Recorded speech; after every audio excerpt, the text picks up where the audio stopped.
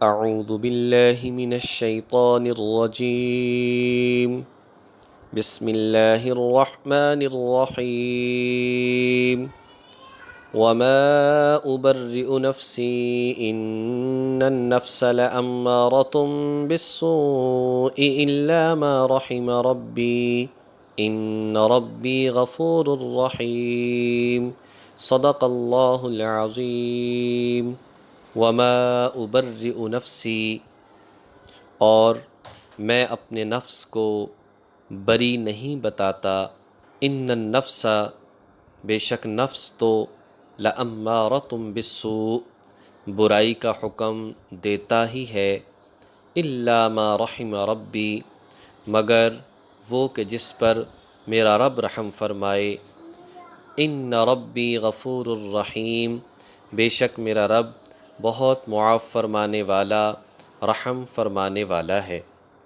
اس سے قبل آیات میں تذکرہ تھا کہ حضرت یوسف علیہ السلام پر جب الزام لگایا گیا، آپ جیل میں چلے گئے، اس کے بعد بادشاہ نے خواب دیکھا، تعبیر یوسف علیہ السلام نے دی، اور اس کے بعد بادشاہ نے جب اپنے پاس دربار میں بلانا چاہا تو اس وقت یوسف علیہ السلام نے فرمایا کہ جی یہ کیا معاملہ تھا، اس کی تحقیق کی جائے۔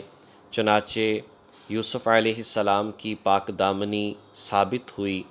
اس کے بعد یوسف علیہ السلام کی عاجزی، یوسف علیہ السلام کے تواضع، یوسف علیہ السلام کی کمال عبدیت دیکھیے کہ انہوں نے یہ بات ارشاد فرمائی کہ یہ جو میں گناہ سے بچا ہوں اور یہ جو مجھے عزت ملی ہے اور ان عورتوں نے اعتراف کیا ہے اور میری بے گناہی جو ثابت ہوئی ہے، یہ اللہ تبارک و تعالیٰ کی رحمت ہے، اس میں میرا کوئی کمال نہیں۔ جہاں تک نفس کا تعلق ہے، خواہشات کا تعلق ہے، وہ تو انسان کو گناہ کا حکم دیتے ہی ہیں، اور میرے نفس میں بھی یہ بات آئی تھی، لیکن میرے رب کی رحمت ہے کہ جس نے مجھے اس گناہ سے بچا لیا۔ بات یہ سمجھ میں آئی کہ اللہ تبارک و تعالیٰ ہی کا فضل اور کرم ہوا کرتا ہے، جس بنیاد پر انسان گناہوں سے بچتا ہے۔ انسان کے ذمے کوشش ہے، کوشش وہ کرے، نتیجہ اللہ کی ذات پر چھوڑ دے، بھرپور انداز سے گناہوں سے بچنے کی، نیکی کرنے کی انسان کوشش کرے، تو پھر اگر اللہ نہ کرے گناہ ہو بھی جائے تو اللہ رب العزت پکڑ نہیں فرمائیں گے، اللہ تعالیٰ معاف فرما دیں گے۔ اور دوسری بات، جہاں تک تعلق ہے حضرات انبیاء علیہم السلام کا، تو وہ تو معصوم ہوا کرتے ہیں، انبیاء سے تو اللہ گناہ ہونے ہی نہیں دیتا۔ ایک ہوتی ہے خطا اور ایک ہوتا ہے گناہ، دونوں میں فرق ہے۔ خطا کہا جاتا ہے کہ انسان نافرمانی کا ارادہ نہیں رکھتا اور کوئی غلطی ہو جائے، اور گناہ کہا جاتا ہے کہ انسان نافرمانی کا ارادہ رکھتا ہے پھر گناہ ہو جائے تو اس کو گناہ کہتے ہیں۔ یوسف علیہ السلام تو بالکل بھی گناہ کا ارادہ رکھتے ہی نہ تھے۔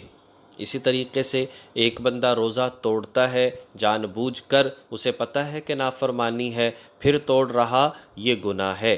اور ایک بندہ غلطی سے حلق میں پانی اتر جائے، وہ توڑنا نہیں چاہتا تھا، نافرمانی نہیں چاہتا تھا، اس کو خطا کہتے ہیں، اس پر گناہ نہیں ہوگا۔ تو حضرات انبیاء علیہم السلام گناہوں سے بالکل معصوم ہیں کہ اللہ تبارک و تعالیٰ ان سے گناہ ہونے ہی نہیں دیتا۔ دوسری بات اس میں فرمایا کہ نفس امارہ، قرآن پاک میں 3 قسم کے نفوس کا تذکرہ ہے۔ نمبر 1 نفس امارہ، یہ ہر وقت انسان کو برائی کا حکم دیتا ہے۔ دوسرا ہے نفس لوامہ، جو انسان کو گناہ کرنے پر ملامت کرتا ہے کہ تم نے گناہ کیوں کیا، اس رحیم کریم ذات کی نافرمانی کیوں کی۔ اور تیسرا ہے نفس مطمئنہ، جو صرف نیکی کا حکم کرتا ہے، گناہوں سے بچاتا ہے، اللہ تبارک و تعالیٰ کی یاد میں ہر وقت لگا رہتا ہے۔ تو بہرحال یہ 3 طرح کے نفوس کا تذکرہ ہے، ہمیں اللہ تعالیٰ کے ذات سے نفس مطمئنہ مانگنا چاہیے۔ آگے فرمایا وقال الملک ائتونی بہ استخلصہ لنفسی، اور بادشاہ نے کہا ائتونی بہ، ان کو میرے پاس لے آؤ، یوسف علیہ السلام کو میرے پاس لے آؤ، استخلصہ لنفسی، میں ان کو خالص اپنے لیے رکھوں گا۔ فلما کلمہ، پھر جب وہ یوسف علیہ السلام سے بات کرنے لگے، قال انک الیوم لدینا مکین امین، تو بادشاہ نے کہا اے یوسف، بے شک آپ آج کے بعد، آج کے دن ہمارے ہاں بڑی عزت والے ہیں اور امین، بڑے ہی معتبر ہیں، یعنی آپ کو خاص ہمارے پاس مقام حاصل ہوا ہے اور آپ بڑے ہی معتبر ہیں کہ ہمیں آپ پر مکمل اعتماد ہے۔ قال جعلنی علی خزائن الارض، یوسف علیہ السلام نے کہا کہ مجھے آپ زمین کے خزانوں پر مقرر کر دیجئے، انی حفیظ علیم، بے شک میں خوب حفاظت کرنا جانتا ہوں، ہر بات کا جاننے والا ہوں۔ اب یہاں پر بادشاہ کے پاس یوسف علیہ السلام آ گئے، سارا معاملہ رفع دفع ہو گیا، یوسف علیہ السلام کا بڑا مقام، بڑی عزت، ساری بات کھل کر سامنے آ چکی۔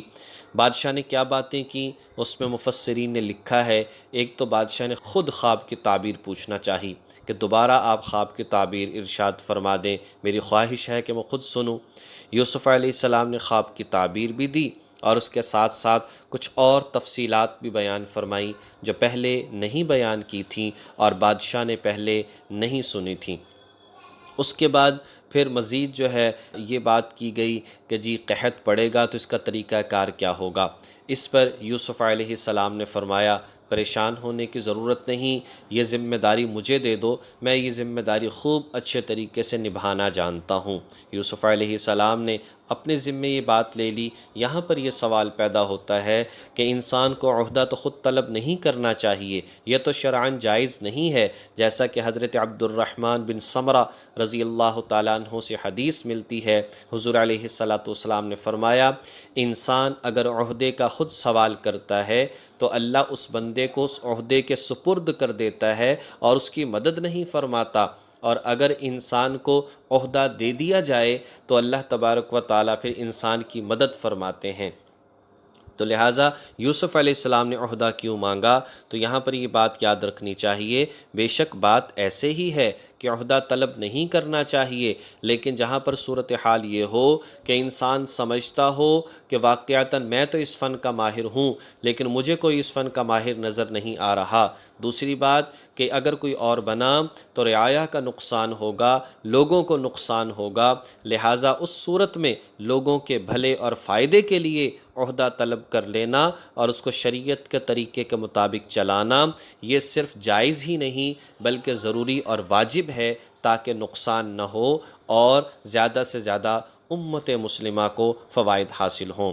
اور یہاں پر بھی یہ چونکہ آہستہ آہستہ سارے انتظامات سنبھال کر اور پھر پورے ملک پر اللہ تبارک و تعالیٰ نے بادشاہ بنانا تھا، تو یہ پہلی ایک سیڑھی تھی، اس لیے کہ یوسف علیہ السلام خواب دیکھ چکے تھے کہ میرے سامنے ستارے، چاند اور سورج سبھی سجدہ کر رہے ہیں، تو یوسف کو پتہ تھا کہ اللہ عزتیں دنیا میں بھی عطا فرمائے گا، اس لیے یہ پہلی سیڑھی ہے، اس لیے انہوں نے قبول کر لیا۔ اور پھر آہستہ آہستہ ایک انصاف والا قانون جو ہے وہ یوسف علیہ السلام نے پورے ملک میں قائم کر دیا، اس لیے کہ کچھ ہی عرصے کے بعد سارے انتظامات، پورے ملک کے انتظامات بادشاہ نے یوسف علیہ السلام کے حوالے کر دیے۔ ایک اور یہاں پر سوال پیدا ہوتا ہے، کسی کافر کی طرف سے تو کسی چیز کو قبول نہیں کرنا چاہیے، عہدہ اور کام قبول نہیں کرنا چاہیے، یوسف علیہ السلام نے اس کافر بادشاہ کی طرف سے کیوں قبول کیا؟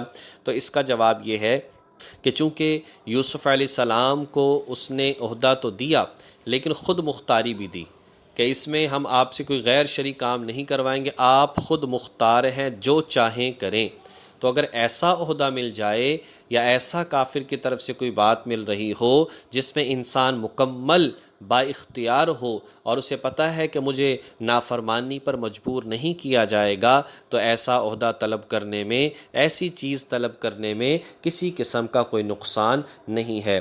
وَكَذَلِكَ مَكَّنَّا لِيُوسُفَ فِي الْأَرْضِ، اسی طریقے سے ہم نے جو ہے مقام دیا اور ہم نے ٹھکانہ دیا یوسف علیہ السلام کو پوری زمین میں، یعنی پوری زمین میں مصر میں بااختیار بنا دیا۔ یتبوأ منہا حیث یشاء، وہ جہاں چاہیں اپنا ٹھکانہ بنا لیں۔ نصیب برحمتنا من نشاء، ہم حصہ اپنی رحمت سے عطا فرماتے ہیں جس کو چاہتے ہیں۔ یہ حصہ بادشاہت کا جو ملا اتنی مشقتوں کے بعد، یہ اللہ کی رحمت تھی، اور اللہ جسے چاہتا ہے عطا فرماتا ہے۔ وَلَا نُضِيعُ أَجْرَ الْمُحْسِنِينَ، اور اللہ تعالیٰ احسان کرنے والوں کے اجر کو ضائع نہیں فرماتا۔ اللہ فرماتے ہیں اور ہم کیا کرتے ہیں؟ احسان کرنے والوں کے اجر کو ضائع نہیں کرتے۔